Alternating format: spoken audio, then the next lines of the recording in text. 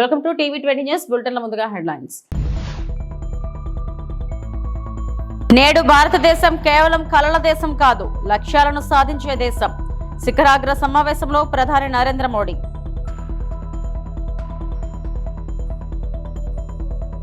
మంగళగిరిలోని పార్టీ కేంద్ర కార్యాలయంలో టీడీపీ 43వ ఆవిర్భావ వేడుకల్లో పాల్గొన్న సీఎం చంద్రబాబు.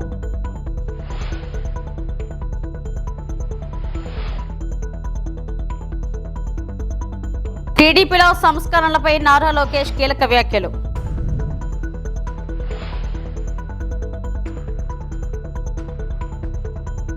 గత దశాబ్దంలో భారతదేశం యొక్క పరివర్తనను ప్రధాని మోడీ ప్రతిబింబిస్తారు. ఆధారపడటం నుండి స్వావలంబనకు, ఆకాంక్షలు, విజయాలకు మరియు నిరాశ నుండి అభివృద్ధి వరకు స్వచ్ఛ భారత్, ఆయుష్మాన్ భారత్, ఉజ్వల, జన్ ధన్ మరియు హర్ ఘర్ జల్ వంటి కార్యక్రమాలు జీవితాలను మార్చాయి. నేడు భారతదేశం కేవలం కలల దేశం కాదు, అందించే దేశమని ప్రధాని అన్నారు. 21वीं सदी के 25 साल बीत चुके हैं. इन 25 सालों में 11 साल हमारी सरकार ने देश की सेवा की है. और जब हम व्हाट इंडिया थिंक्स टुडे उससे जुड़ा सवाल उठाते हैं तो हमें ये भी देखना होगा कि पास्ट में क्या सवाल थे, क्या जवाब थे.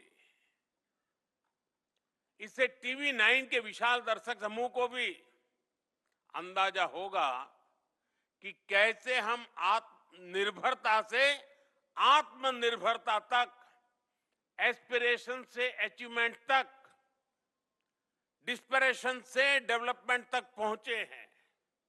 आप याद करिए, एक दशक पहले गांव में जब टॉयलेट का सवाल आता था तो माताओं बहनों के पास रात ढलने के बाद और भोर होने से पहले का ही जवाब होता था.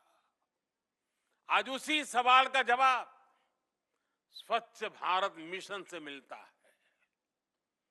2013 में जब कोई इलाज की बात करता था तो महंगे इलाज की चर्चा होती थी. आज उसी सवाल का समाधान आयुष्मान भारत में नजर आता है. 2013 में किसी गरीब की रसोई की बात होती थी तो धुएं की तस्वीर सामने आती थी. आज उसी समस्या का समाधान उज्ज्वला योजना में दिखता है. 2013 में महिलाओं से बैंक खाते के बारे में पूछा जाता था तो वो चुप्पी साध लेती थी. आज जनधन योजना के कारण 30 करोड़ से ज्यादा बहनों का अपना बैंक अकाउंट है. మంగళగిరిలోని పార్టీ కేంద్ర కార్యాలయంలో టీడీపీ 43వ ఆవిర్భావ వేడుకల్లో పాల్గొన్న సీఎం చంద్రబాబు నాయుడు టీడీపీ జెండా ఎగురవేశారు. ఈ వేడుకల్లో రాష్ట్ర అధ్యక్షులు పల్లా శ్రీనివాసరావు, మంత్రులు నారా లోకేష్, వంగలపూడి అనిత, కేంద్ర మంత్రి పెమ్మసాని చంద్రశేఖర్, ఎంపీ, ఎమ్మెల్యేలు, ఎమ్మెల్సీలు, సీనియర్ నేతలు, కార్యకర్తలు పాల్గొన్నారు. నారా చంద్రబాబు నాయుడు గారి నాయకత్వం, నారా చంద్రబాబు నాయుడు గారి నాయకత్వం. ఒకప్పుడు మనం ఒకసారి ఆలోచిస్తే ఈ పార్టీకి మనందరం వారసులం. ఈ విషయం మీరందరూ గుర్తుపెట్టుకోవాల్సిన అవసరం ఉంది. నేను కూడా ఈ పార్టీకి ఒక అధ్యక్షుడిని, ఒక టీం లీడర్ని మాత్రమే. నా ఆలోచన తెలుగుదేశం పార్టీ శాశ్వతంగా ఉండాలి. తెలుగు వారున్నంత వరకు తెలుగు వారి కోసం తెలుగుదేశం పార్టీ ఉంటుంది. దాంట్లో ఏ మాత్రం అనుమానం లేదు. మన అందరం వారసులం మాత్రమే గాని పెత్తందారులు మాత్రం కాదు. ప్రతి ఒక్క కార్యకర్తకు న్యాయం చేసి తిరిగి ఈ సాంప్రదాయాన్ని భావితరాలకు అందించవలసిన బాధ్యత మనందరి పైన ఉందని చెప్పి మరొకసారి విజ్ఞప్తి చేస్తున్నా.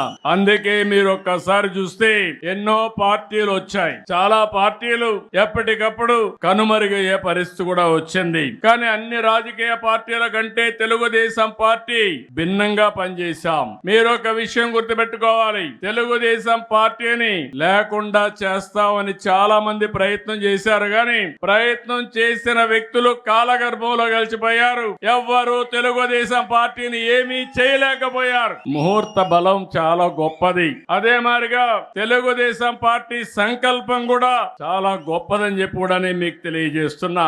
ఇంకొక శతాబ్దం కాదు, ఒకప్పుడు చెప్పుకునేవారు ఏదైతే గుప్తుల నాటి స్వర్ణ యుగం అని, చరిత్రలో తెలుగుదేశం నాటి స్వర్ణ యుగం అని చెప్పుకునే రోజులు శాశ్వతంగా వస్తాయని కూడా మీ అందరికి విజ్ఞప్తి చేస్తున్నా. 4 దశాబ్దాలు 43 సంవత్సరాలు ఎన్నో సంక్షోభాలు వచ్చాయి. ప్రతి ఒక్క సంక్షోభాన్ని అవకాశంగా తీసుకున్నాం. అదే సమయంలో ఎన్నో సవాళ్లు అధిగమించాం. దానికి కారణం వేదిక పైన ఉండే వాళ్ళకంటే వేదిక కింద నుండే కార్యకర్తలే ముఖ్యం అని చెప్పి కూడా మీకు తెలియజేస్తున్నా. అందుకని పార్టీని ప్రాణంగా బతికే పసుపు సైనికులందరికీ నా అభినందనలు. మనస్ఫూర్తిగా పాదాభివందనం చేస్తున్నా. మీ అందరికి సెల్యూట్ చేస్తున్నా. భూకంప బాధిత మయన్మార్ కు సహాయం చేయడానికి భారతదేశం ఆపరేషన్ బ్రహ్మను ప్రారంభించింది మరియు మొదటి దశను పంపబడింది. దాదాపు 15 టన్నుల సహాయ సామాగ్రిని మోసుకెళ్లే భారత వైమానిక దళం C-130J విమానం మార్చి 29న మయన్మార్లోని యాంగాన్లో ల్యాండ్ అయింది. ఈ ప్యాకేజీలో టెంట్లు, దుప్పట్లు, స్లీపింగ్ బ్యాగులు, ఆహార ప్యాకెట్లు, పరిశుభ్రత కిట్లు, జనరేటర్లు మరియు అవసరమైన మందులు వంటి 15 టన్నుల సహాయ సామాగ్రి ఉన్నాయి.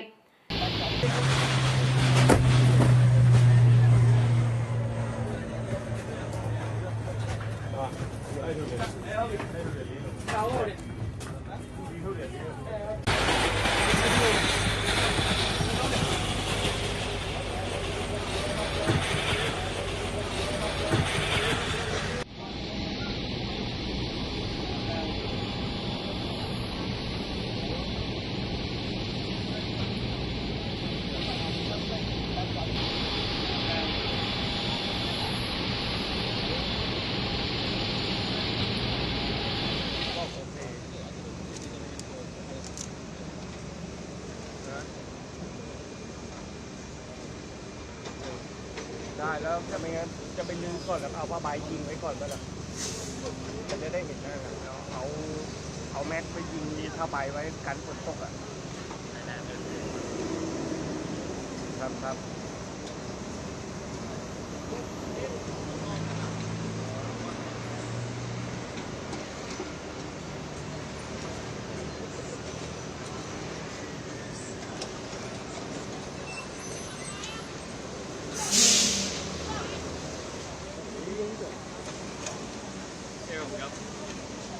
พี่ก็จองไว้ดีกว่าเดินห่างไปไหนก็ถ่ายบ้างเนี่ยใช่มันกลับไปแล้วรอตาแรกมาแรกผมคิดว่าวันนี้คือรถมันไม่ติดพี่สาวบอกไปดีกว่าอะไรเงี้ยพี่สาวบอกรถยนต์เข้าไม่ได้รถยนต์มันก็เข้าไม่ได้เข้าใช้ได้นะเข้าดีด้วย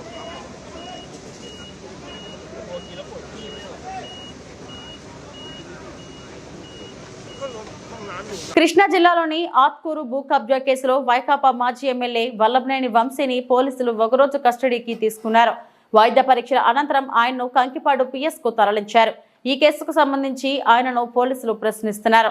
ఆత్కూరు పోలీస్ స్టేషన్ పరిధిలో ఓ భూ వివాదానికి సంబంధించి శ్రీధర్ రెడ్డి అనే వ్యక్తి ఫిర్యాదుతో ఉంగుటూరు పోలీస్ స్టేషన్లో వంశీపై కేసు నమోదైంది.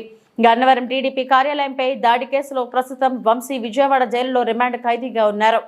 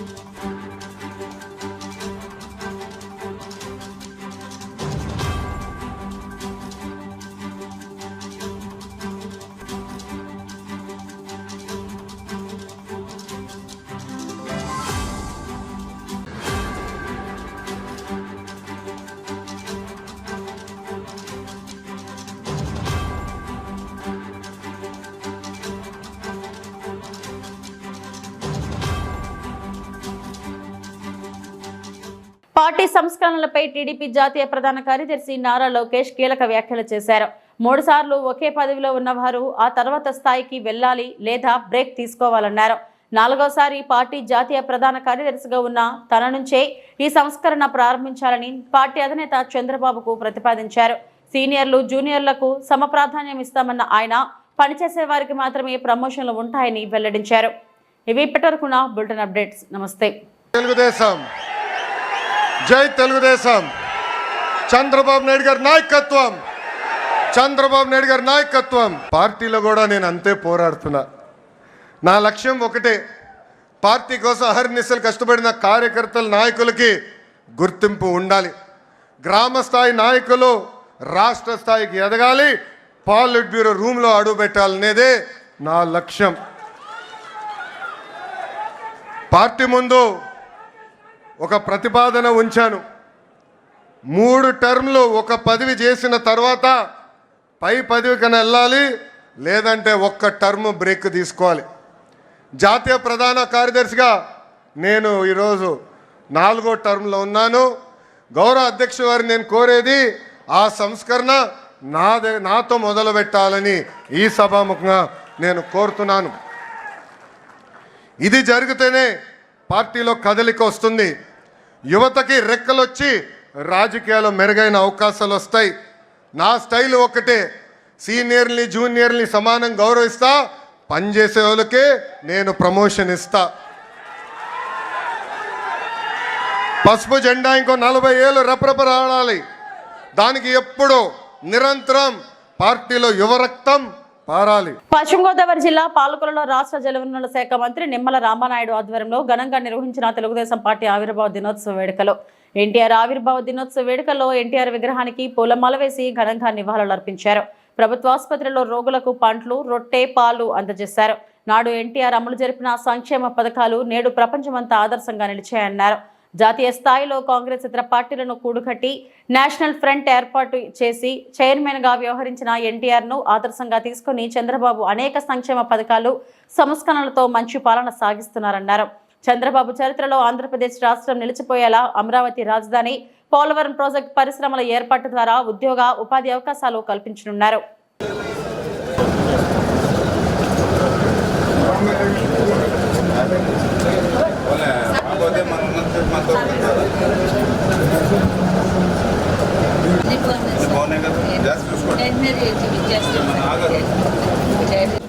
పాత్రికేయ మిత్రులందరికీ కూడా ముందుగా నమస్కారాలు తెలియజేసుకుంటూ, మన తెలుగు జాతికి మరి ఒక హిందువులకి ఒక సంక్రాంతి, ఒక ముస్లింలకి ఒక రంజాన్, ఒక క్రైస్తవులకి ఒక క్రిస్మస్, ఏ మాదిరిగా అయితే పెద్ద పెద్ద పండుగలుగా చేసుకుంటామో యావత్తు తెలుగు జాతికి పెద్ద పండుగ ఏదైనా ఉంది అని అంటే అది తెలుగుదేశం పార్టీ ఆవిర్భావం. ఎందుకు ఈ మాట చెప్తూ ఉన్నానంటే, ఆ రోజు అన్న నందమూరి తారక రామారావు గారు తెలుగుదేశం పార్టీ ఆవిర్భించక ముందు ఆంధ్రప్రదేశ్ రాష్ట్రంలో రాజకీయాలు ఎట్లా ఉండేవో మనందరికీ తెలుసు. రాజకీయం అంటే ఒక ఫ్యాక్షనిస్టులు, ఒక ఇండస్ట్రియలిస్టులు, ఒక క్యాపిటలిస్టులు, ఒక భూస్వాములు ఉన్నటువంటి స్థితిలో ఆ రోజు సామాన్యుడికే రాజకీయం తెలియజెప్పిందే తెలుగుదేశం పార్టీ. ఈరోజు సంక్షేమం మాట ప్రతి ఒక్కరి నోట వినిపిస్తూ ఉంది. కానీ ఈ సంక్షేమాన్ని ఆంధ్రప్రదేశ్ రాష్ట్రానికే కాదు భారతదేశానికే పరిచయం చేసింది తెలుగుదేశం పార్టీ. ఏదైతే మరి ఆ రోజు మరి కిలోకి 2 రూపాయల బియ్యం కానీ, మున్సిపు కర్ణ వ్యవస్థ రద్దు కానీ, మరి మండల వ్యవస్థను ఏర్పాటు చేయడం కానీ, మహిళలకు సమానంగా ఆస్తి హక్కు మరి మగవాళ్ళతో పాటు సమానంగా ఇవ్వడం కానీ, పక్కా ఇల్లు అంటే ఏదో 10 తాటాకులు 4 బొంగులు కాదని మరి సిమెంట్తో ఒక ఇల్లు నిర్మాణం చేసి పక్కా ఇల్లు ఇవ్వడం కానీ, పెన్షన్ అంటే ఏదో ఉద్యోగస్తులకు కాదు, ఎవరైతే వృద్ధులు, వితంతులు, దివ్యాంగులు ఎవరైతే ఉన్నారో 35 రూపాయలతో పెన్షన్ ఈ యొక్క రాష్ట్రంలో ప్రారంభించడం కానీ, ఇవన్నీ తెలుగుదేశం పార్టీతోటి. వీటన్నిటికీ మించి బీసీలు సమాజంలో సగం ఉన్నారు, వాళ్ళకి మరి రిజర్వేషన్ రాజకీయ పరంగా ఇవ్వాలి, రాజకీయంగా వాళ్ళకి పదవులు ఇస్తే వాళ్ళ సామాజిక వర్గాన్ని వాళ్ళే ముందుకు నడిపించుకు తీసుకోగలుగుతారు. అనేటువంటి ఉద్దేశంతో దేశ చరిత్రలో ఎక్కడ లేని విధంగా స్థానిక సంస్థల్లో 34% బీసీ రిజర్వేషన్ కానీ ఇట్లా చెప్పుకుంటూ పోతే ఒక మార్పు అనేది తెలుగుదేశం పార్టీ ద్వారానే తెలుగు జాతిలో ప్రారంభమైంది.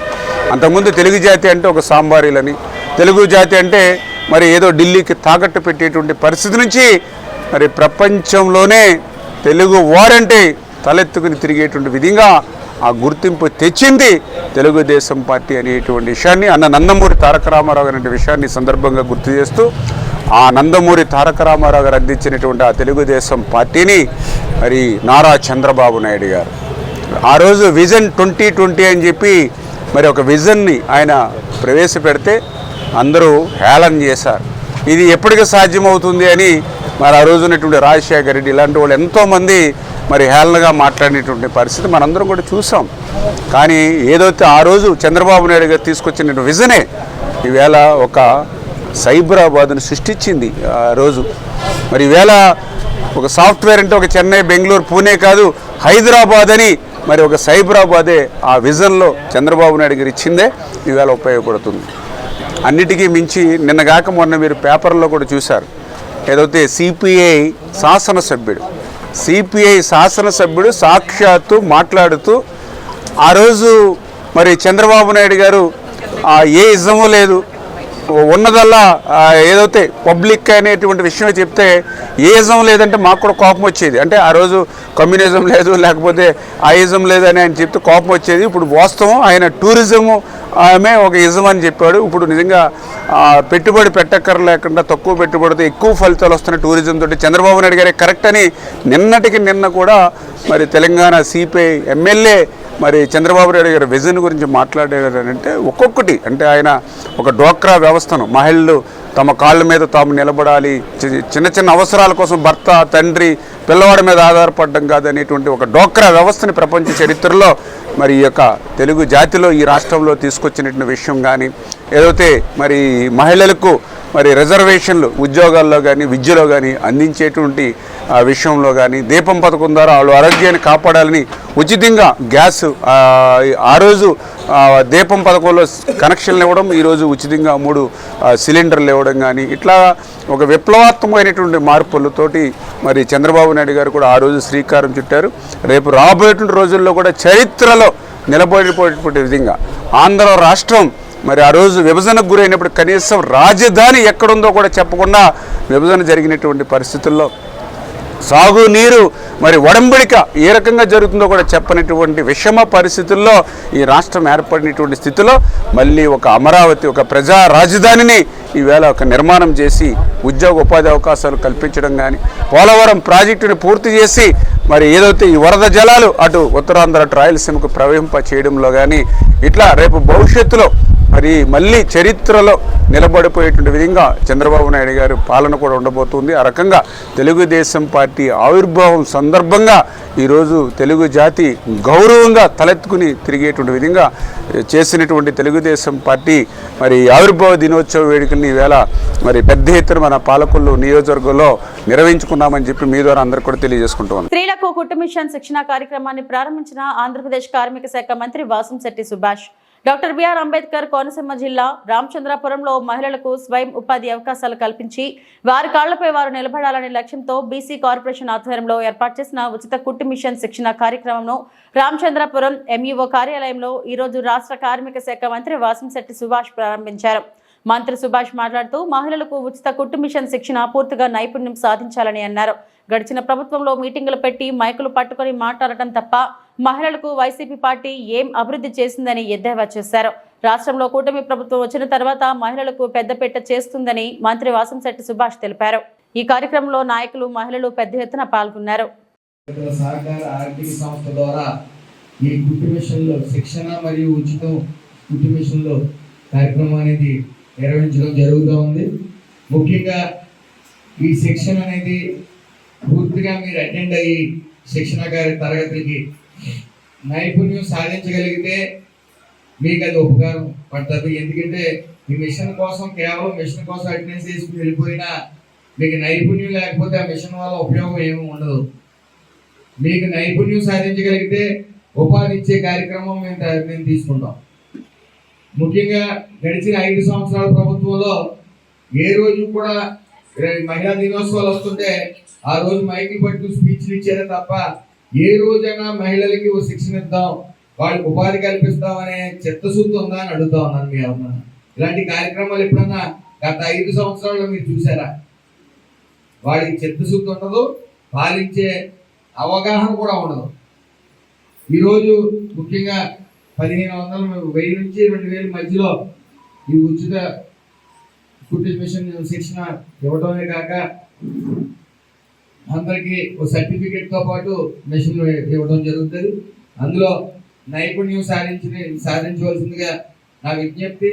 వెంటనే మీకు ఉపాధి ఇచ్చే కార్యక్రమం ఏదైతే ఎక్కువ మనకి ఫర్ ఎగ్జాంపుల్ విఎస్ఎం కాలేజ్ ఉంది.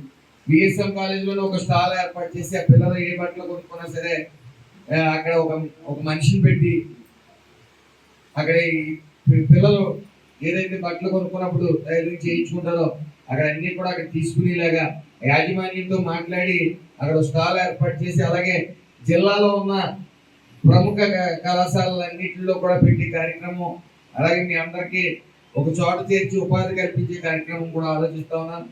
మా చెల్లెలు బెంగళూరులో బీటెక్ చేస్తా ఉన్న అమ్మాయిని IBMలో చేస్తూ ఉంది.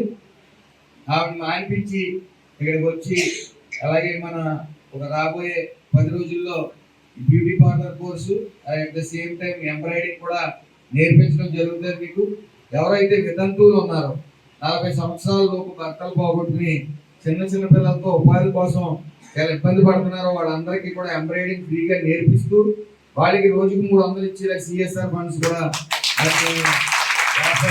నిర్ణయం తీసుకున్నాం. ఎందుకంటే వాళ్ళు పిల్లలతో ఉండి ఈ శిక్షణకు హాజరవ్వాలంటే రెక్కాడితే డొక్కాడిని బతుకులు కాబట్టి ఆ 300 ఇస్తే అట్లీస్ట్ గెటిన్ అవుతారు, వాళ్ళ పిల్లలు వాళ్ళకి తిండి దొరుకుతుందని ముఖ్య ఉద్దేశంతో వాళ్ళు ట్రైనింగ్ ఇస్తూ వాడికి పోటీలు నిర్వహించి బాగా స్కిల్ చూపించిన వాళ్ళకి వెంటనే ప్లేస్మెంట్లతో పాటు వాడికి కూడా ఈ టైలరింగ్తో పాటు ప్లేస్మెంట్లు ఇవ్వాలని, ఎంబ్రాయిడింగ్ కూడా సుమారు ఒక 500 మంది ఎంబ్రాయిడింగ్ కాదు బ్యూటీ పార్లర్ కూడా ఆ కోర్స్ కూడా స్టార్ట్ చేసాం. మనం మీకు చెప్పినట్టు ఆల్రెడీ 120 మంది నమోదు చేసుకున్నారు.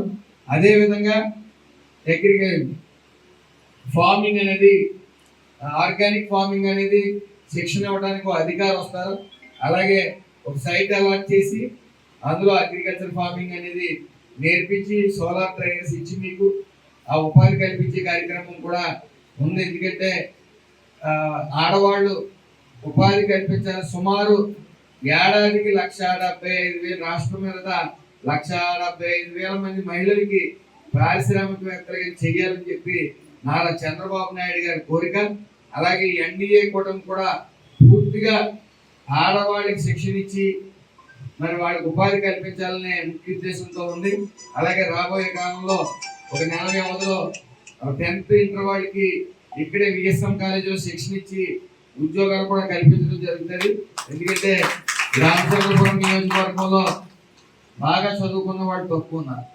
అంటే ఎక్కువ నేను గుర్తించింది 10th క్లాస్ ఇంటరే ఉన్నారు. కాకినాడ జిల్లా జగ్గంపేట మండలం రామవరం గ్రామంలో శనివారం తెలుగుదేశం పార్టీ 43వ ఆవిర్భావ దినోత్సవం ఘనంగా నిర్వహించారు. ఈ సందర్భంగా రామవరం కొత్త రామాలయం వద్ద తెలుగుదేశం పార్టీ జెండాను రాష్ట్ర తెలుగు యువత ఉపాధ్యక్షులు అడబాల వెంకటేశ్వరరావు ఆవిష్కరించారు. ఈ సందర్భంగా ఆయన మీడియాతో మాట్లాడారు. తెలుగుదేశం ప్రభుత్వంలో చేపట్టిన సంక్షేమ పథకాలను వివరించారు. CM Chandrababu, deputy CM Pawan, Jaggampeta MLA Jyothula Nehru, TDP జిల్లా అధ్యక్షుడు జ్యోతుల నవీన్ కుమార్ నేతృత్వంలో జగ్గంపేట నియోజకవర్గంలో పలు అభివృద్ధి కార్యక్రమాలు నిర్వహిస్తున్నారన్నారు. తెలుగుదేశం పార్టీ ప్రజలందరి పార్టీ అని, పార్టీని నమ్ముకొని ఉన్న కార్యకర్తలకు టీడీపీ నాయకత్వం ఎప్పుడూ అండగా ఉంటుందని పేర్కొన్నారు. ఈ కార్యక్రమంలో టీడీపీ నాయకులు, కార్యకర్తలు పాల్గొన్నారు. 43వ తెలుగుదేశం పార్టీ ఆవిర్భావ దినోత్సవం మరి తెలుగుదేశం పార్టీ నాయకులు, కార్యకర్తలు, అభిమానులు ఎవరైతే ఉన్నారో వాళ్ళందరికీ కూడా స్థానిక ఎమ్మెల్యే జ్యోతుల నెహ్రూ గారి తరఫున, జిల్లా పార్టీ తెలుగుదేశం పార్టీ అధ్యక్షులు జ్యోతుల నవీన్ గారి తరఫున, జాతీయ పార్టీ అధ్యక్షులు నారా చంద్రబాబు నాయుడు గారి తరఫున కూడా ప్రతి ఒక్క కార్యకర్తకి, అభిమానికి, తెలుగుదేశం నాయకులకి కూడా పేరు పేరున హృదయపూర్వక 43వ తెలుగుదేశం పార్టీ ఆవిర్భావ దినోత్సవ శుభాకాంక్షలు తెలియజేసుకుంటూ, ఆ రోజున నందమూరి తారక రామారావు గారు ఏర్పాటు చేసినటువంటి ఈ తెలుగుదేశం పార్టీ ఏ ముహూర్తాన్నైతే మరి ఆయన పార్టీని స్థాపించారో తెలియదు కానీ మరి ఈ రాష్ట్రంలో అనేక పార్టీల తర్వాత ఏర్పడడం, కాలగర్భంలో కలిసిపోవడం మన కళ్ళ ముందు చూసాం. కానీ ఈ రోజున మరి సుదీర్ఘ కాలం పాటు ఈ రాష్ట్రంలో తెలుగుదేశం పార్టీ అధికారంలో ఉంది అంటే దానికి ఒక కారణం ఉంది. మరి నందమూరి తారక రామారావు గారు ఆ శుభముహూర్తాన్ని ఏర్పాటు చేసిన ఈ జాతీయ తెలుగుదేశం పార్టీ అని చెప్పి మీ అందరికీ కూడా తెలియజేసుకోవాలి. ఆ రోజున అన్న నందమూరి తారక రామారావు గారు ఒకటే నినాదంతో రావడం జరిగింది.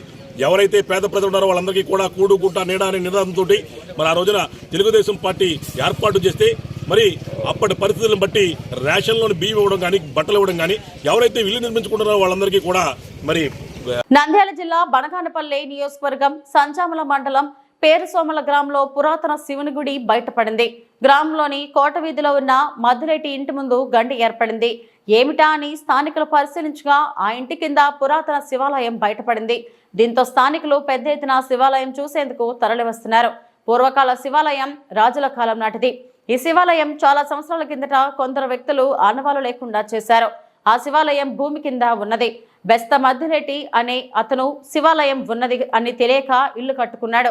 కొద్ది రోజుల క్రితం శివాలయం ఉన్నదని తెలిసిన వెంటనే ఆ ఇంటిని ఖాళీ చేశారు. ఇప్పుడు ఆ శివునికి పూజలు చేయటం కోసం పేరు సోమల గ్రామస్తుల సమక్షంలో బెస్త మద్దిరెడ్డి శివాలయానికి పూడిక తీత తీసి దారిని ఏర్పాటు చేశారు.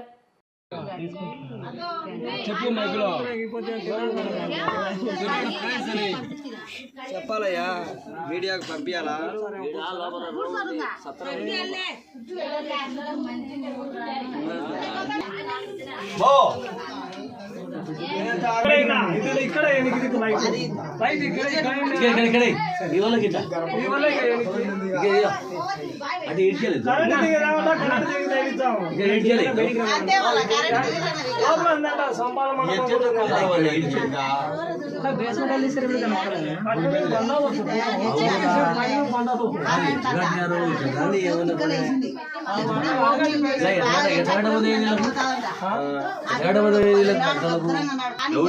ఇవి ఇప్పటివరకున్న బులెటిన్ అప్డేట్స్. నమస్తే.